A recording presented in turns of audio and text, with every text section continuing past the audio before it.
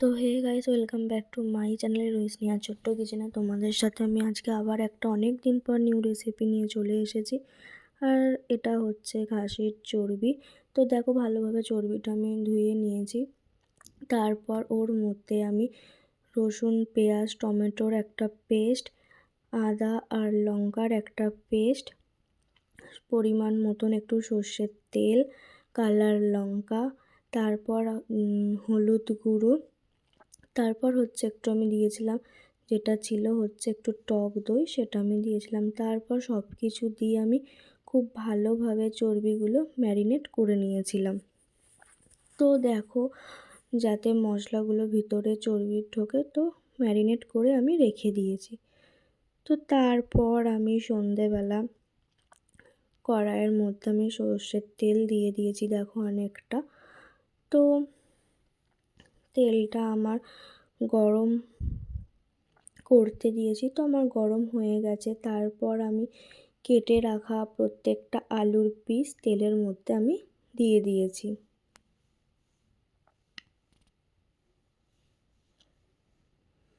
তো এইভাবে আমি প্রত্যেকটা আলু খুব ভালোভাবে লাল লাল করে আমি দেখো ভেজে নিয়েছিলাম।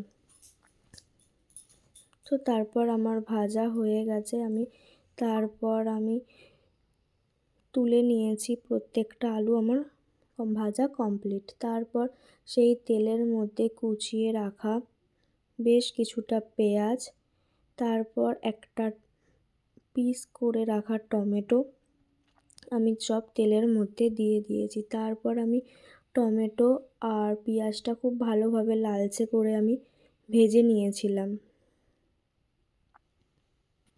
তো দেখো, এরপর আমি আদা আর কাঁচা লঙ্কার পেস্ট দিয়ে দিলাম। তারপর ওই ভাজা আমার কমপ্লিট হয়ে গেছে, ওর মধ্যে আমি সেই টমেটো, রসুন, পেঁয়াজের পেস্ট আমি দিয়ে দিলাম। তারপর আমি হলুদ, তারপর হচ্ছে লঙ্কা গুঁড়ো, কালার লঙ্কা, টমেটো সস আর পরিমাণ মতন চিনি দিয়ে আমি মশলাটা খুব ভালোভাবে কষিয়ে নিয়েছি। দেখো, যতক্ষণ না মশলাটা থেকে তেল ছাড়ছে ততক্ষণ আমি ওই সকালে ম্যারিনেট করা চর্বিটা আমি দেব না।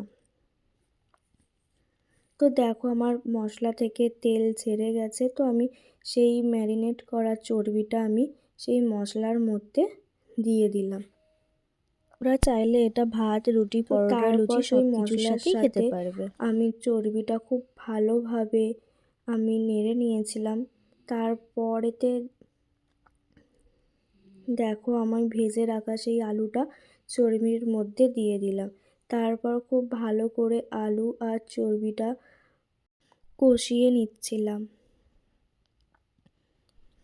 তো আমার সব কষানো হয়ে গেছে। তো তারপর দেখো, আমি ওর মধ্যে জল দিয়ে দিয়েছিলাম, যাতে আলুগুলো খুব ভালোভাবে সিদ্ধ হয়। তারপর আমি একটু পরিমাণ মতন নুন দিয়ে দিয়েছি ওর মধ্যে, দিয়ে আমি ভালোভাবে নুনটা মাখিয়ে নিয়েছিলাম।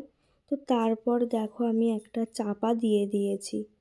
তো তারপর আমার হয়ে যাবার পর আমি চাপাটা খুলেছি। তো দেখো, আমার চর্বি দেওয়া আলুর দম মোটামুটি হয়েই এসছে।